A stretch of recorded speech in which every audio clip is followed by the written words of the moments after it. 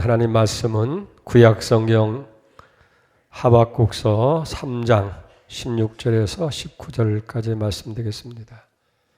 하박국서 3장 16절, 구약성경 1306쪽입니다. 이제 받들어 봉독해 올리겠습니다.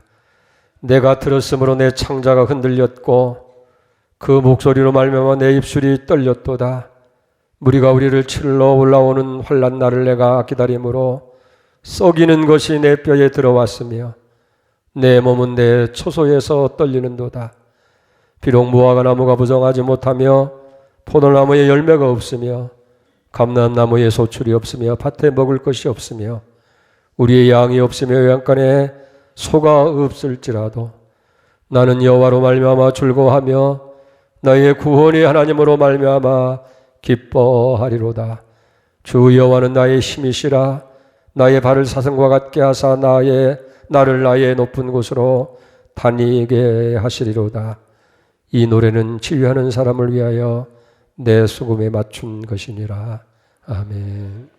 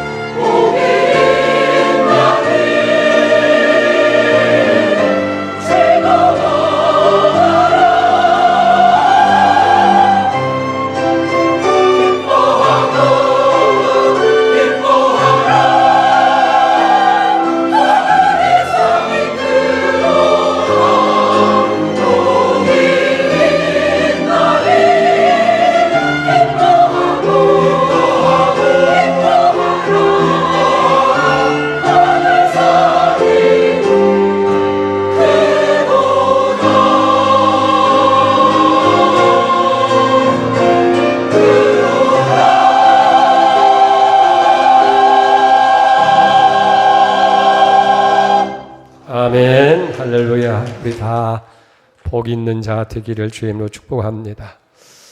성경에 우리가 반드시 지켜야 할 생활 지침을 세 가지로 얘기합니다. 항상 기뻐하라, 쉬지 말고 기도해라, 범사에 감사하라. 항상 기뻐하고 쉬지 않고 기도하고 범사에 감사하는 것. 이건 우리 생활 속에 지켜야 할 원칙인 줄로 믿습니다. 근데 특별히 범사에 감사하라. 이 범사라고 하는 것은 모든 일, 모든 상황 속에서 감사라는 거예요. 그 다음에 말이 중요해요. 이는 너희를 향하신, 예수 안에서 너희를 향하신 하나님의 뜻이다. 모든 상황 속에서 감사는. 근데 우리의 감사를 가만히 보면 일이 잘 될 때 감사해요. 소원이 이루어질 때 감사합니다. 우리가 주일날 드려지는 감사헌금도 가만히 보면 기도의 응답에서 감사합니다. 평안을 주셔서 감사합니다. 시험에 합격해서 감사합니다. 좋은 집을 주어서 감사합니다. 자녀들이 시험에 합격해서 감사합니다. 잘된 것은 감사해요. 반면에 어려운 일들, 참으로 불행스러운 일에 대해서는 감사하지 않아요. 질병을 주어서 감사합니다. 사고를 당해서 감사합니다. 사업이 망해서 감사합니다. 직장에서 실직돼서 감사합니다. 사실 그런 때에 감사한다는 건 쉽지가 않지요. 여러분, 그러나 그런 감사를 어떻게 드릴 수 있겠어요? 우리의 모든 일들이 하나님이 하셨다, 하나님이 하신 일이라고 믿어질 때에 어려운 가운데도 감사할 수 있는 거예요. 하나님께서 모든 걸 섭리하시고 하나님 모든 걸 다 주장하신다라고 하는 신앙이 있을 때에 우리는 어려운 상황 속에서도 감사할 수 있는 거예요. 특별히 성경에 보면 우리가 정말 어려운 환경에서 감사할 때에 하나님께서 그 감사를 기뻐 받으신다는 거예요. 시편 50편 23절에 보면 감사로 제사를 드리는 자가 나를 영화롭게 하리라. 그것을, 그 행위를 옳게 하는 자에게 내가 하나님의 구원을 보이리라. 여기 하나님을 영화롭게 한다고 하는 말은 하나님을 기쁘시게 한다는 거예요. 우리 어려움 중에, 환난 중에, 힘든 상황 속에서도 감사할 때에 하나님께서 감동을 받으시고 그걸 통해서 하나님의 영화로 춤을 추게 기뻐하신다. 여러분, 범사에 감사하는 은혜가 있기를 축복합니다. 우리는 참 지금 어려운 위기 시대를 살아갑니다. 정치, 경제, 사회 한보 어느 것 하나 위기가 아닌 것이 없어요. 여러분, 이런 위기를 극복하기 위해서 우리는 어떤 대책을 세우고 있으며 이런 위기의 때에 우리는 어떤 모습으로 살아가기를 원합니까? 오늘 본문의 주인공인 하박국이라고 하는 사람은 아주 어려운 이런 위기의 때에 오히려 희망을 노래하고 하나님 앞에 감사하는 것을 보게 됩니다. 이 하박국 선지자는 주전 610년경을 전후해서 유다 나라의 선지자로서 크게 활약했던 그런 사람이었어요. 그런데 BC 기원전 609년에 이 유다 나라에 엄청난 일이 일어나게 돼요. 그것은 유다 나라가 애굽과 전쟁을 통해서 유다 왕이었던 요시야라고 하는 왕이 전사를 하게 됩니다.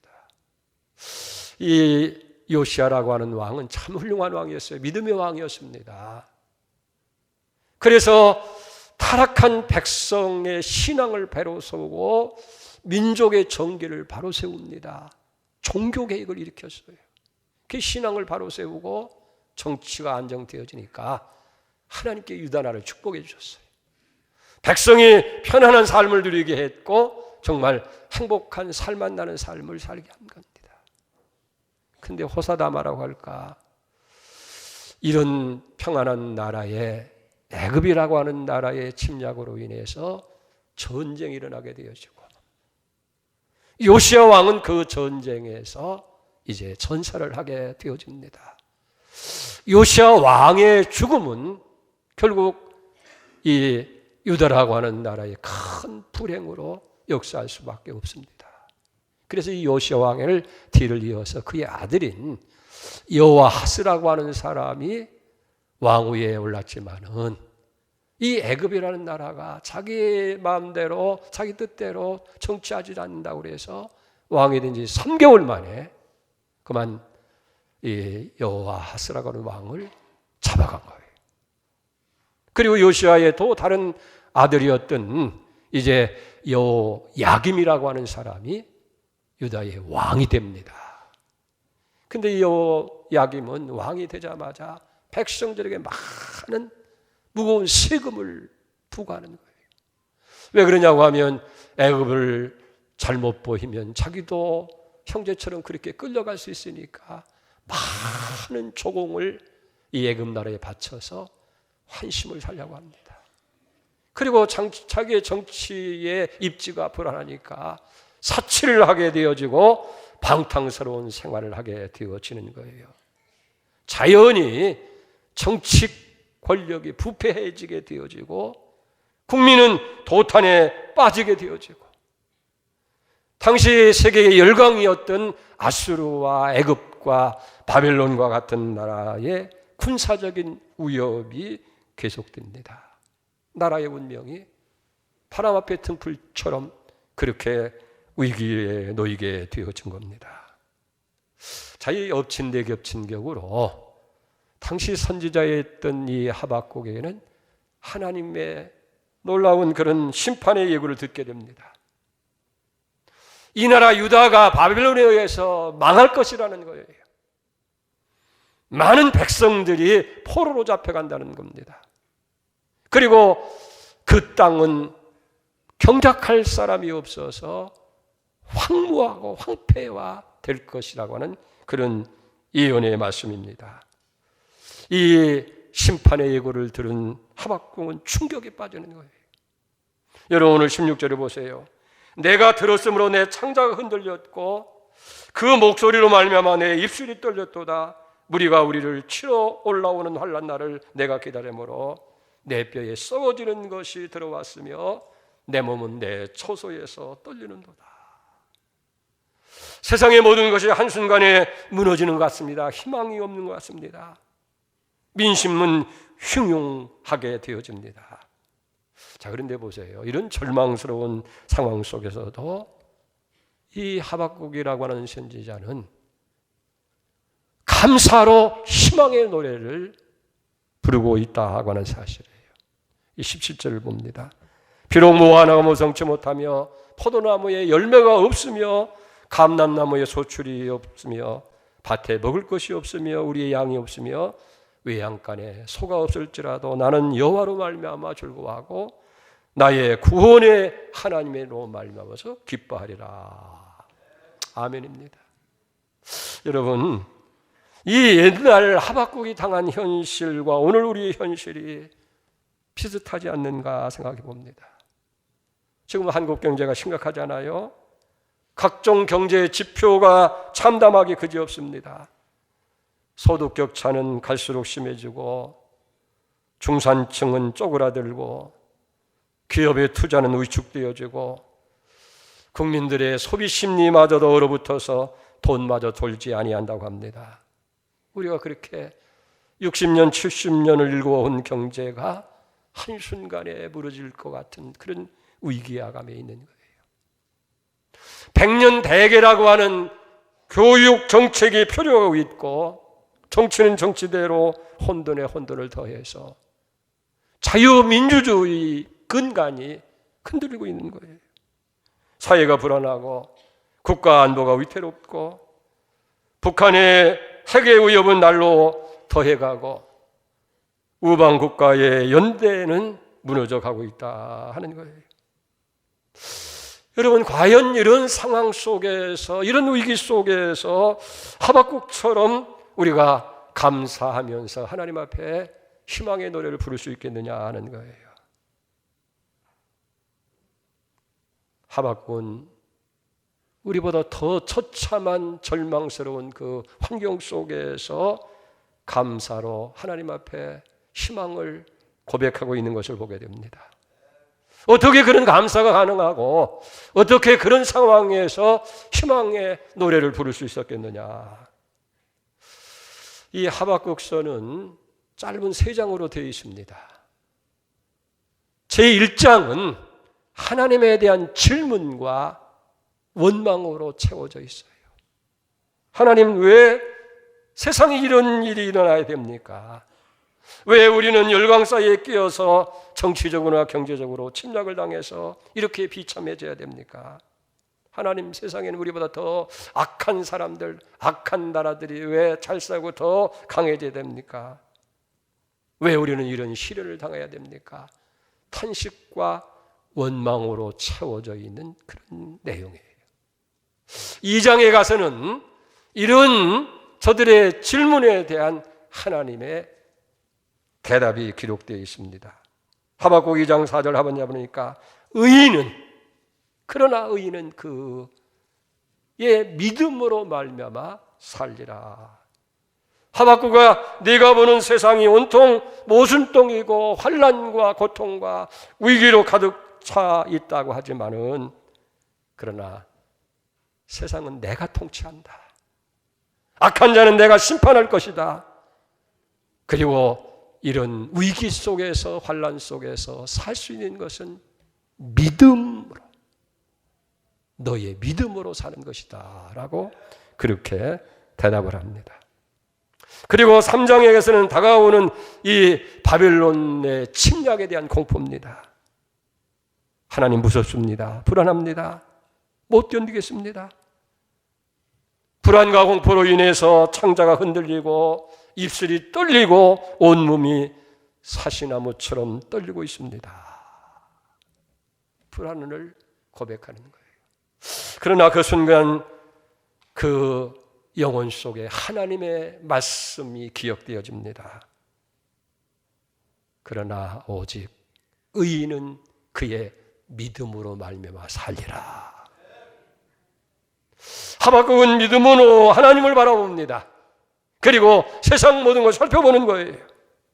그러면서 지금 자신들이 당하고 있는 이 고난과 어려움은 고난 그 자체로 끝나는 것이 아니라 하나님께서 사랑으로 저들을 징계하고 계신다 하는 하나님의 손길로 여기 보게 되어집니다.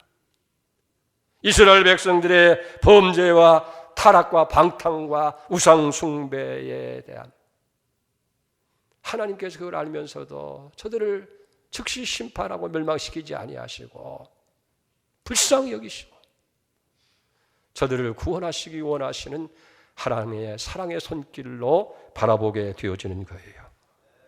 그렇기 때문에 하박국은 믿음으로 하나님 앞에 감사를 드리고 희망을 노래하는 거예요. 17절 보십시다.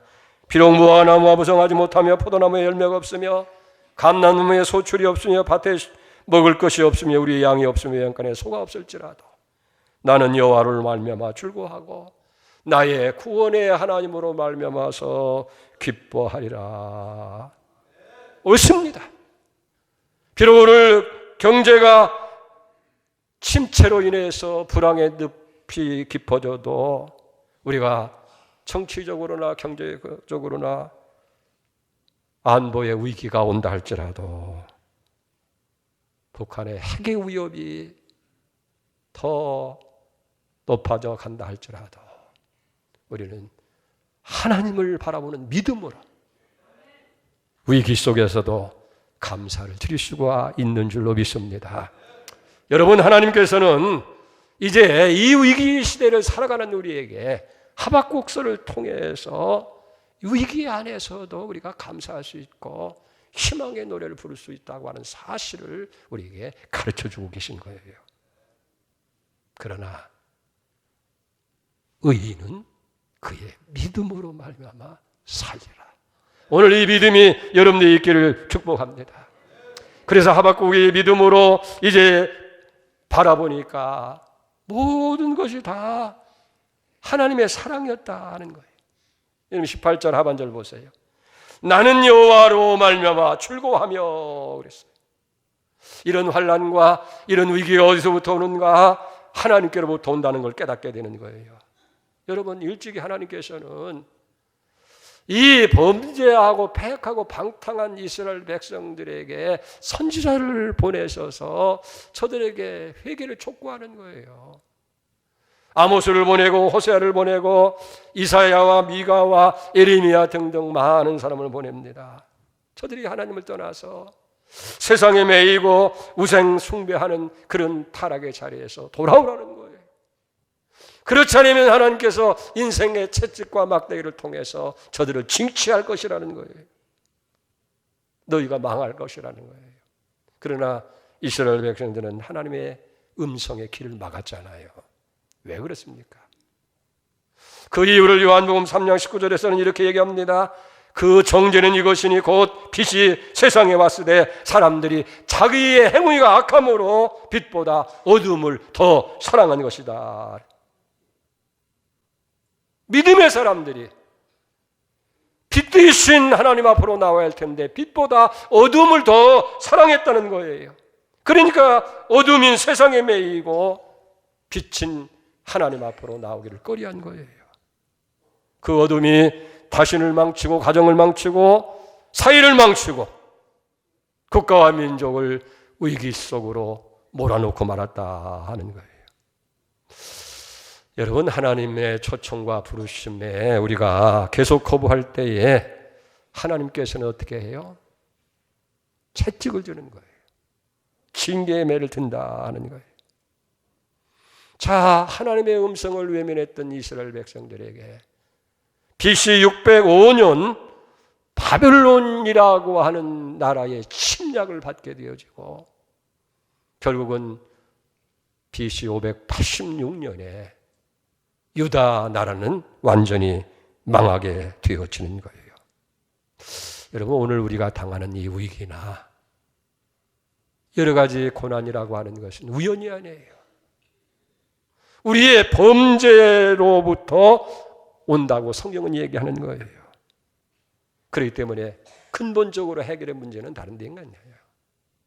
우리가 잘못된 길에 돌아서는 거예요. 회개하고 하나님 앞에 돌아오는 것인 줄 믿습니다. 돌아오지 아니하니까 하나님께서 매를 드는 거예요. 그걸 사랑의 매라 하는 거예요. 여러분, 우리는 그렇습니다. 징계라고 하는 것, 고난이라고 하는 것은 우리를 사랑하시는 또 다른 하나님의 표현이라고 하는 것.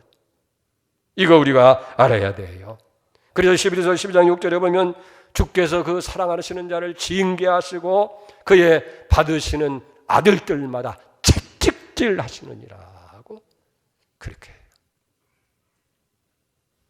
들으시는 아들, 사랑하는 아들을 징계하고 채찍질한다 하는 거예요. 지금 우리가 겪고 있는 이런 가정의 문제나 경제의 문제나 사회의 문제의 가장 큰 원인을 다른 데서 찾지 말고 하나님과의 관계에서 찾아야 될 줄 믿습니다. 우리 자녀들이 하나님의 믿음으로 살아가야 할 텐데 그렇게 살지 못한 거예요. 여러분, 우리도 한때 얼마나 우리 한국교회가 하나님 앞에 열심이었습니까? 70년대, 80년대 보면 그저 산마다 골짜기마다 기도 소리가 꺼지지 않았고 교회마다 성도들이 전도의 생명을 걸고 복음을 전했고 그 결과 기독교 2000년 역사 속에서 가장 부흥하는 한국교회를 이룬 거예요. 그리고 교회가 이렇게 부흥되어지니까 하나님께서 한국 경제를 축복하신 거예요. 아멘. 그래서 그 10년여간에 70년, 80년에 한국 경제를 그전보다도 10배, 100배를 더해 주어서 한강의 기적을 이룬 부강한 나라로도록 하나님께서 축복하신 줄 믿습니다. 근데 왜 지금 어떻게 이제 살만하고 경제적으로 안정이 되니까 성도들이 변질이 된 거예요. 오늘날 성도들이 믿음으로 살아야 할 텐데 그 믿음으로 사는 것보다는 세상 물질을 더 의지하게 됐습니다. 하나님의 지혜와 명철로 살지 않고 인간의 재능과 능력으로 살아갑니다. 직장이, 사업이 하나님의 자리를 대신한 거예요. 하나님의 교회를 자신의 삶의 우선순위의 자리에서 밀어내고 점점 멀어지게 만든다는 거예요. 여기에 하나님의 채찍이 있고 징계가 있을 수밖에 없다는 거예요. 여러분, 이제 하나님께 돌아와야 돼요. 믿음으로 우리가 바로 서야 되는 거예요. 그래서 오늘 하박국 잘라서 오직 의인은 믿음으로 말미암아 살리라. 여러분, 우리가 믿음으로 하나님께 돌아와야 될 줄로 믿습니다. 두 번째, 하박국은 이 위기 속에서 구원하시는 하나님으로 말미암아서 감사를 드리는 거예요. 18절 하반절 보세요. 나는 구원의 하나님으로 말미암아서 기뻐하리라고 얘기하는 거예요. 여러분, 하나님의 은혜와 사랑을 떠났던, 하나님의 음성을 외면했던 이 유다 백성들에게, 이스라엘 백성들에게 하나님의 징계가 임한 거 아닙니까? 바벨론이라고 하는 나라를 통해서 이스라엘이 완전히 망하게 만든 거예요. 그리고 저들은 많은 사람들이 포로로 먼 바벨론까지 끌려간 거예요. 그리고 수십 년 동안을 그들의 노예로 살아가는 그 삶은 너무 비참한 거예요. 그리고 그것이 10년, 20년, 30년, 40년을 지나면서 이제는 체념하게 됩니다. 어디에도 저들이 그 노예의 삶에서 벗어날 수 있는 희망은 없는 거예요. 이스라엘 백성의 힘으로는 절대적으로 이 바빌론의 포로 생활에서 벗어날 수가 없는 그런 절망스러운 삶이 계속됩니다. 이제 우리 민족은 끝났다고 생각할 때, 여러분, 하나님은 구원의 하나님이십니다. 당신의 자녀들을 위기 가운데서 얼마든지 건져낼 수 있고 구원하시는 전능하신 하나님 줄 믿으시 바랍니다. 그래서 절망하고 어디에도 전혀 희망이 없는 이 백성들에게 하나님은 구원의 손길을 내잖아요. 파사라고 하는 나라를 일으킵니다.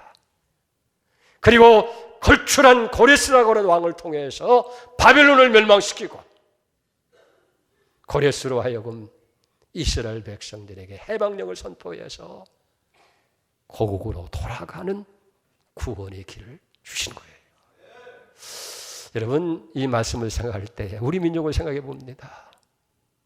멀지 않은 우리 역사를 알잖아요. 근대사 속에서 1910년 여러분 9월 28일 한일이 합방에 들면서 우리는 일본의 식민이 된 거예요. 노예가 된 거예요. 그리고 그것이 10년이 지나고 20년이 지나고 30년이고 40년이 가까울 때는 우리 민족도 체념한 거예요. 우리가 독립할 수 있는 길은 없구나. 왜? 일본은 승승장구만 하고 더 강하게만 해져가고 어디에도 희망이 없을 때에 하나님 우리 민족의 구원의 손길을 펴은 거 아니에요. 1945년 8월 6일 미국으로 하여금 히로시마와 나사카키에 원자폭탄을 투하하게 함으로 인해서 일본은 무조건 한몫을 하고 할렐루야 우리 민족에게 구원이 주어진 줄로 믿습니다. 하나님은 구원의 하나님이라는 거예요. 우리가 아무리 어려운 상황 속에 있더라도 하나님은 구원할 수 있다는 거예요. 위기 속에서 구원하시고 우리가 상상할 수 없는 은혜와 축복으로 우리를 이끌어 주시는 줄로 그렇게 믿습니다. 그래서 사도행전 2장 21절에 말씀합니다. 누구든지 주의 이름을 부르는 자는 구원을 받으리라. 누구든지 주의 이름을 부르는 자는 구원을 받으리라. 여러분 어려움 중에 있습니까? 환난과 권고 중에 있습니까? 미래가 불안합니까? 희망이 없다고 여러분 생각합니까? 우리는 구원을 주시는 구원자가 되시는 주의 이름을 부르시기를 바랍니다. 그럴 때 하나님은 우리를 구원해 주시는 거예요. 그래서 없고 없는 상황 속에서도 구원의 하나님으로 말미암아서 기뻐하리라, 감사를 드리게 된 주님이십니다. 마지막으로 믿음으로 나의 힘이 되시는 하나님 앞에 감사를 드리게 되는 거예요. 19절을 보세요. 주 여호와는 나의 힘이시라. 나의 발을 사슴과 같게 하사 나로 나의 높은 곳에 다니게 하시리로다. 어찌 보면요, 이 하박국 3장은 이 절망 중에 있는 이스라엘 백성들을 구원해 주시기 위해서 달려오고 계시는 하나님의 모습을 여기에 묘사하고 있는 것을 보게 됩니다. 그리고 그 하나님은 힘이시라는 거예요. 힘이 한이 없으시는 전능하신 하나님이라는 거예요. 그래서 하나님이 임재할 때 땅이 진동합니다. 열방이 전율하게 되어지고 자연계가 놀라고 떤다고 했습니다. 왜? 하나님은 힘이시기 때문에. 하나님이 힘이십니다. 그리고 그 하나님을 의지하는 자에게 힘이 되시는 하나님이라고 생각합니다. 보세요. 이사야 40장 31절에 보면 오직 여호와를 낭망하는 자는 새 힘을 얻으리니 독수리가 날개치며 올라간 것 같을 것이요 다른 박질하여도 곤비하지 않겠고 걸어가도 피곤치 아니하리라. 하나님을 바라보는 자는 새 힘을 얻는다는 거예요. 독수리가 날개치며 올라간 것 같아. 여러분, 독수리는 본능적으로 바람의 흐름을 잘 안다는 거예요.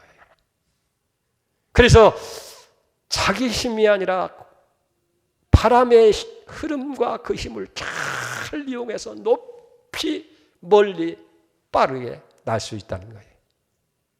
여러분, 하나님을 의지하는 사람들에게는 그렇게 독수리같이 날아오르는 힘을 준다는 거예요. 보잘것없는 내 힘, 내 지혜, 내 능력을 가지고 살아가려고 몸부림치는 참새처럼 참새하고 독수리 한번 상상해 보세요. 참새는 제 날개를 흔들어 그래 기껏 올라가 봐요. 얼마나 올라갑니까? 이 나무에도 저 나무로, 이 지붕에도 저 지붕으로. 보잘것없는 그 날개를 가지고 날으려고 하니까. 그러나 거대한 독수리는 어떻게 합니까? 바람을 이용하는 거예요. 높이 올라가 힘 안 들이고 먼 곳까지 아주 높이, 그리고 빠르게 나갈 수 있게 되는 줄로 믿습니다. 하나님을 앙망하는 자가 그렇다는 거예요. 독수리처럼 내 힘으로 사는 게 아니에요. 하나님이 주시는 능력, 하나님이 주시는 지혜, 하나님이 주시는 그 권세를 가지고 우리가 높이 올라가고 뛰어가도 다른 박질라도 피곤치 않고 곤비치 않는 힘으로 살아가게 될 줄 믿습니다. 여러분, 히브리서 11장에 보면 이 믿음을 가지고 승리한 신앙인들을 쫙 나열하고 있어요. 그래서 믿음은 바라는 것들의 실상이요 보지 못하는 것을 증거라고 외칩니다. 자, 보세요. 믿음으로 아벨은 보다 나은 하나님이 받으시는 제사를 올렸습니다. 에녹이라는 사람은 믿음으로 죽음을 보지 아니하고 하늘나라로 올라갔습니다. 그리고 노아라고 하는 사람은 믿음을 가지고 방주를 예비해서 그 홍수 심판에서 구원을 받습니다. 아브라함은 믿음으로 노쇠한 100세의 아들 이삭을 얻게 되어지고, 모세는 믿음으로 공주의 아들이라고 하는 자리를 내던지고 하나님 백성과 더불어 고난 속에서 430년 동안 총살이하던 이스라엘 백성들을 해방시켜서 출애굽한 민족의 영웅이 되어준 줄로 믿습니다. 저들은 모두가 다 믿음으로 하나님을 자기의 힘으로 살아갔다라고 그렇게 성경은 고백합니다. 시편 18편 1절에 보면 다윗은 나의 힘이 되신 여호와여 내가 여호와를 사랑합니다. 빌립보 4장 13절에서 복음으로 세상을 정복했던 바울은 내게 능력 주시는 자 안에서 내가 모든 것을 할 수 있다. 고백하게 된 줄 믿습니다. 여러분, 오늘 본문으로 돌아가 봅시다. 하박국의 현실은 너무 참담했어요. 17절 한번 다시 보세요. 무화나무가 무성치 못합니다. 포도나무가 열매가 없습니다. 감람나무에 소출이 없습니다. 밭에 먹을 것이 없습니다. 우리의 양이 없습니다. 소가 없고 외양간에 소가 없습니다. 절망, 결핍, 그리고 가난뿐이었습니다. 근데 그가 감사할 수 있고 희망의 노래를 부를 수 있었던 것을 18절에 얘기하잖아요. 나는 여호와로 말미암아서 즐거워하고 나의 구원의 하나님을 인해서 기뻐하리로다. 주 여호와는 나의 힘이시라. 내 발을 사슴과 하사 나로 높은 곳에 다니게 하시리로다. 아멘.